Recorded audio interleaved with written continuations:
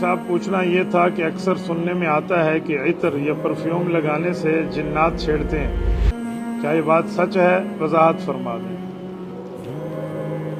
मैंने तो आज तक कहीं इस चीज़ को न पढ़ा है न किसी जगह मुझे इसका प्रूफ मिला है।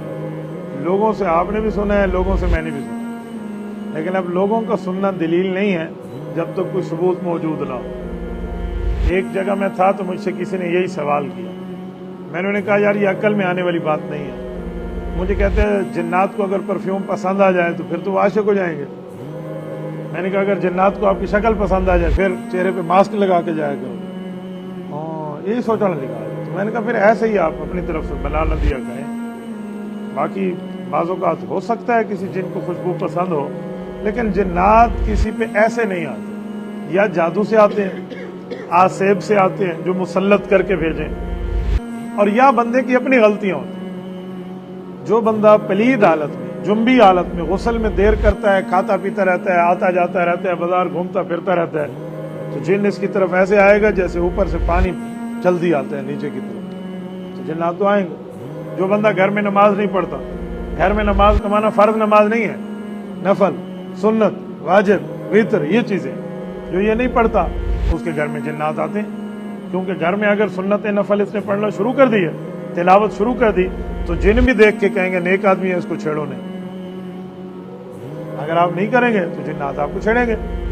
कभी कभी कोई मुसलमान बहुत अच्छा काम कर रहा हो तो काफिर उस जिन जो होता है वो उससे तकलीफ में आता है, तो फिर उसके लिए कुरान हदीस की वज़ाइफ है, मुअव्वज़तैन है, आयतुल कुर्सी है, मंजिल है, ये पढ़नी चाहिए।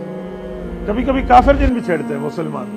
हमने अपने मदरसे का दारतुल नौमान का जब पहला ऑफिस और कमरा बनाया था ना, रात के 12 बजे एक जिन्नात की जमात ने छेड़ा था, और वो 2012 और आज 2025 दोबारा मुझे उस कमरे में जिन्नात ने नहीं छेड़ा।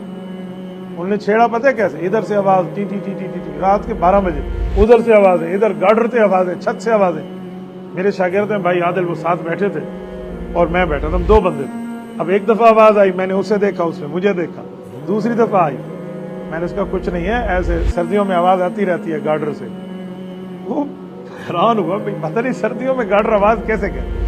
जब तीसरी मरतबा आई ना, फिर मैंने डंडा उठाया, डंडा उठा के मैंने जमीन पे मारा। मैंने कहा जिन्नात सुनो, मैं तुमसे डरने वाला नहीं, ये ना समझो कि तुम मुझे शोर शराबा करके डराओगे। अगर हो तुम मुसलमान तो दफा हो जाओ, और अगर काफिर जिन्नात हो तो मुझे इलाज करना आता है। मैंने कहा हमने कुफ्फार की चीखें निकलवा के रख दी है, तुम कहां से आ गए?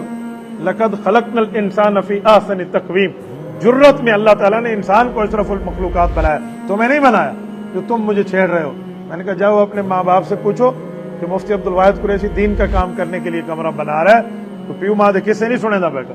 मैंने हजरत उर्दू, अरबी, फारसी, पश्तो, सराइकी, पंजाबी, जितनी जबानें मुझे आती थी ना, मैंने वो चढ़ाई की ना उन पे जैसे चढ़ाई का आग को। तो वो जो लड़का बैठा था वो डर गया, उसने कहा हूं मेरी खैर को नहीं, उस्ताद को कुझाकर न कुझाकर मेरा काम पूरा। लेकिन अल्हम्दुलिल्लाह वो दिन और ये दिन मुझे तो किसी जिन्नात ने दोबारा उस कमरे के मामलात में नहीं। उसकी वजह मैं कोई इनका लेने वाला देने वाला थोड़ी हूँ जो मैं जिन्नात से डरूं। जिन कोई मेरा कोई पीवा आ गया को मैं उससे डरूं।